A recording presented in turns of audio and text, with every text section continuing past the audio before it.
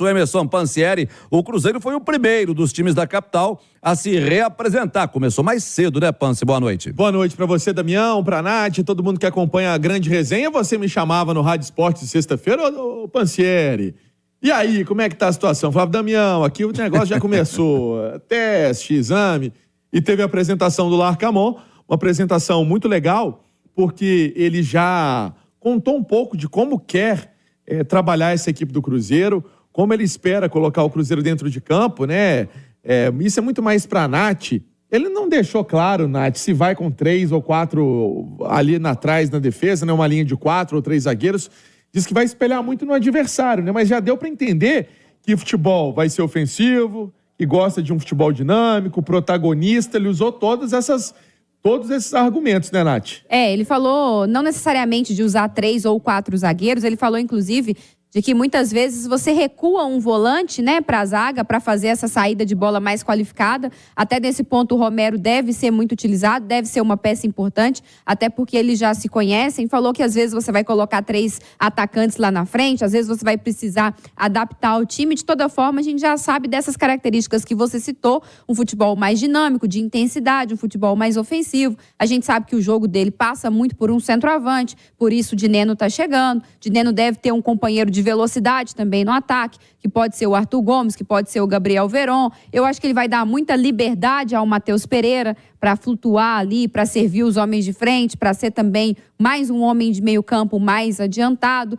Os laterais, né? O Cruzeiro tem 2 bons laterais que com certeza o Larcamon vai aproveitá-los bem, mas eu gostei muito, Damião, Pans, quem nos acompanha, principalmente dele ter dito que já está empenhado em aprender o português, né? Isso vai ser muito bom para poder se comunicar com a torcida, mas principalmente porque ele demonstrou muita sabedoria sobre a responsabilidade que é assumir o Cruzeiro. O Cruzeiro faz no Larcamon uma aposta, eu acho que o treinador está ciente disso e está encarando isso como o maior desafio da sua carreira, com muita responsabilidade, porque o Cruzeiro é gigante e precisa ser treinado por alguém que tenha essa consciência.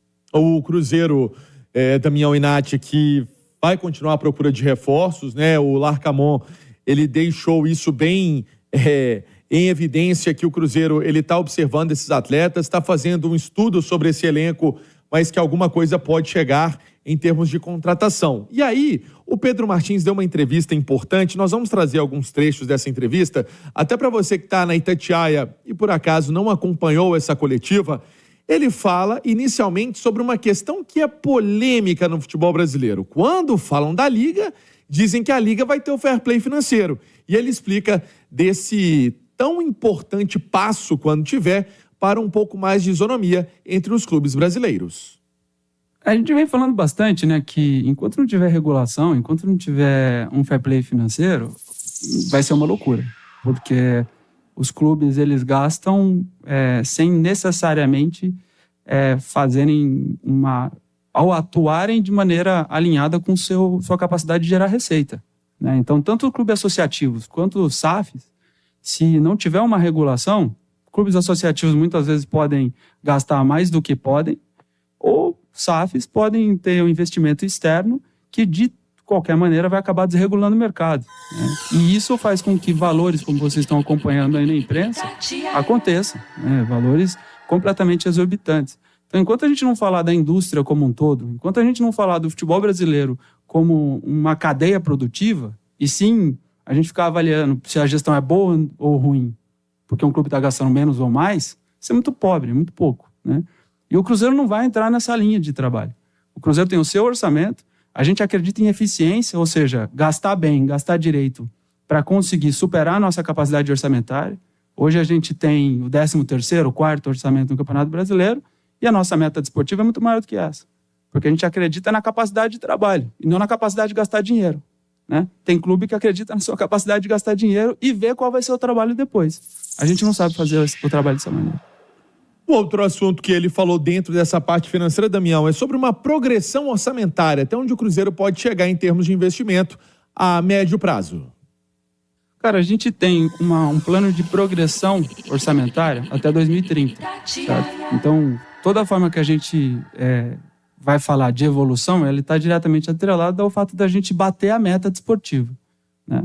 Então a gente acredita que a gente bateu a meta desportiva ano passado e aí temos uma progressão orçamentária para esse ano. E assim vai acontecer ano a ano, né?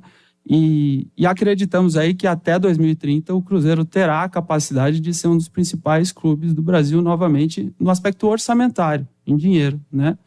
Esse ano a gente já vê uma progressão, mas como eu disse, como não é um ambiente regulado, né, nós vamos também olhar muito na nossa capacidade de produzir com menos investimento do que os outros clubes. E a gente acredita demais nessa forma de trabalho. Palavras então do Pedro Martins, Damião, falando sobre esses investimentos a longo prazo. Eu acho que vai muito, Nath, Damião, tentando, não é explicar o que disse o Pedro Martins, mas o Cruzeiro começou em terra arrasada em 22, né? Com o Ronaldo pegando ali o time numa draga danada. Aí colocou o time na Série A. O time permaneceu na Série A. Esse ano já vai ter incremento de receita com a televisão. E aí vai aumentando esses investimentos. Você vê pelo nível dos atletas.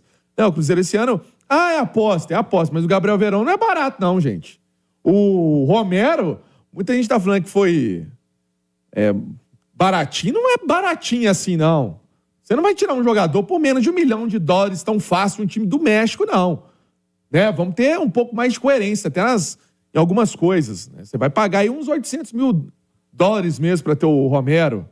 Não é tão barato assim não. Isso mostra que o Cruzeiro, não que ele está jorrando dinheiro, né? Mas está com um poderio maior de investimento que o ano passado. O Pedro falou ali que o Cruzeiro está na 13ª, 14ª colocação dos investimentos da Série A do Brasileiro. Isso aí me preocupa. Porque se você tem 15 equipes com mais investimento que você almeja o que dentro dessa competição?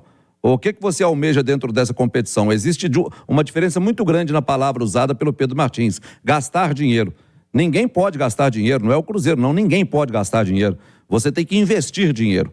Gastar dinheiro é você fazer contratações errôneas, errar na contratação e trazer um jogador que não vai surtir efeito nenhum.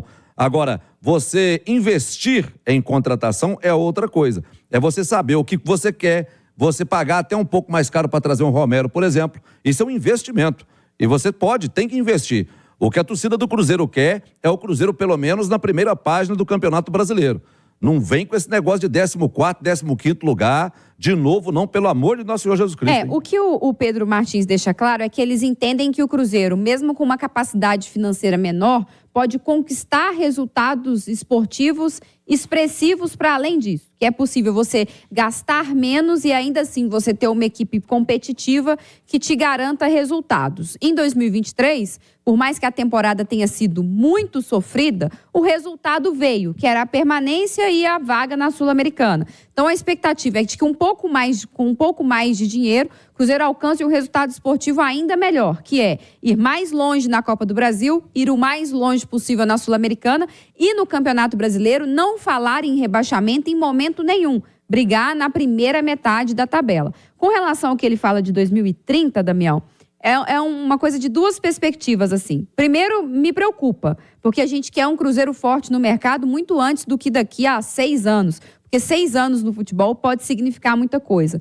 Por outro lado, às vezes acho que o Cruzeiro talvez estabeleça uma meta maior para não criar expectativas desnecessárias na torcida. Mas que se os resultados vierem, os resultados esportivos vierem, automaticamente você vai aumentando e subindo de nível, né, na sua capacidade de investimento no mercado. E se você investe mais, você tem um time melhor, você briga melhor nas competições. Então, tudo é parte de um ciclo. Eu espero muito que o Cruzeiro, até antes disso, consiga voltar a brigar também por atletas no mercado para ter equipes cada vez mais fortes. Todo negócio é risco. Você faz é um risco que se corre. O Cruzeiro vai correr o risco, assim como outros clubes estão correndo. Você contrata um monte de jogador, como o Flamengo contratou ano passado, não consegue ganhar nenhum campeonato estadual. Não conseguiu dar uma volta olímpica no ano passado. Isso pode acontecer, mas a chance é menor. A gente tem que trabalhar com risco, mas tirando a chance maior de errar. Você, quando trabalha com risco, você tem que tirar a maior possibilidade do risco que está próximo de você. Porque se você contrata jogadores, se você investe e monta um elenco forte, você corre o risco de, mesmo com esse elenco, você perder posições num campeonato nacional. Mas as chances são menores. O Cruzeiro não pode deixar para a reta final de um brasileiro para fazer loucura como o Vasco fez. Aí, na hora que precisa, o Vasco, na janela de transferência, contratou acho que quase 9 jogadores, vocês vão se lembrar. Deu sorte que um deles lá brilhou pra caramba. O Verratti. O Ferretti. Deu sorte que um desses caras resolveu. E aí valeu até o investimento, porque era melhor do que disputar a Série B. Então eu acho que o Cruzeiro tem que ter o pé no chão. Claro, tem que ter o pé no chão. Mas também tem que levantar um pouco mais aí, porque se ficar com esse negócio de 13º, 14º investimento para um clube do tamanho do Cruzeiro, sei não. Eu entendi, o que mas não pode é gastar. É não gastar, Nath. Vamos falar assim, o Cruzeiro trouxe o William de graça, né, gente? O Cruzeiro trouxe o Marlon de graça. São 2 atletas, inclusive, que o Cruzeiro precisa resolver a situação deles, né? O William pode assinar um pré-contrato aí no meio do ano, se o contrato for até o fim de 24, o Marlon também. E chegaram numa situação tranquila financeira. Eu entendi, Nath, não de fazer investimento barato, mas fazer investimento certeiro.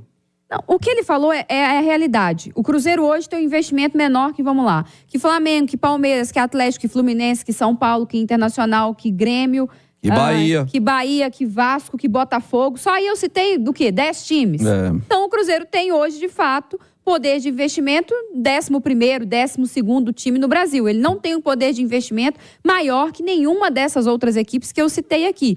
Agora, é um jeito que a SAF trabalha. Nós vamos só saber, Damião, qual jeito é mais assertivo, se é a que gasta muito no início e já monta um esquadrão e tenta ganhar um título de cara, como é o que o Bahia vai tentar fazer para 2024, se é uma SAF um pouco mais contida no dinheiro, a gente vai saber disso daqui a uns anos. Eu acho que o Cruzeiro precisa aumentar o seu poder de investimento para não sofrer o que sofreu em 2023. E o Cruzeiro vem fazendo isso. A gente está vendo o Cruzeiro neste ano tirar titulares das suas equipes para trazer para o seu time. E não ir lá pegar refúgio. Jogador que não atua bem em tal equipe, vem tentar recuperar o futebol aqui. Jogador que está encostado em tal time, vem tentar recuperar o futebol aqui. O Cruzeiro não tem feito esse movimento nessa janela. Tem tirado titulares, jogadores com qualidade, para tentar fazer o projeto aqui dar certo. Mas todo projeto tem um risco. Só que também não dá para achar que só sair contratando em baciada vai resolver o problema. O Bahia, em 2023, gastou mais de 100 milhões, contratou mais de 26 jogadores e se livrou do rebaixamento na Bacia das Almas. Na última rodada. Então, tudo tem que ser muito assertivo para fazer o que você disse. Não é gastar, é investir na peça certa. 8h com mais 18 minutos para fechar o Cruzeiro, Pansieri. Vamos lá então, Damião, para a gente fazer esse resumão do Cruzeiro pensando na semana. Então, essa situação de casos para serem resolvidos. O Estênio, por exemplo, é um jogador que deve deixar o Cruzeiro, o futebol europeu está de olho nele e pode ter algum empréstimo para o futebol português. O Paulo Vitor e o Wesley, nós antecipamos aqui em dezembro, 11 de dezembro, que eles não ficariam no Cruzeiro. O Wesley, quem sabe, a semana pode ser decisiva até para avançar aquela negociação com o Vasco. O Paulo Vitor tem time da Série B, da Série A querendo, vai ter que ser bom para todo mundo. Precisa renovar o contrato do Marlon e do William para evitar esse assédio. Já tem proposta do Internacional em cima do Marlon, já tem time, o Corinthians já fez sondagem em cima do William, enfim. É bom também precaver. Tem que resolver essa situação do Romero e do Dineno, ô Damião, porque estão contratados, mas precisa chegar o documento. Aí, chegando o documento, o que faz? Anuncia de forma oficial, para o torcedor ficar tranquilo. Aí tem coletiva. Aí nós vamos lá para a coletiva e você vai me chamar no Rádio Esporte. Então é essa semana do Cruzeiro, algumas situações para serem definidas e o Gilberto, como também dissemos, não ficará.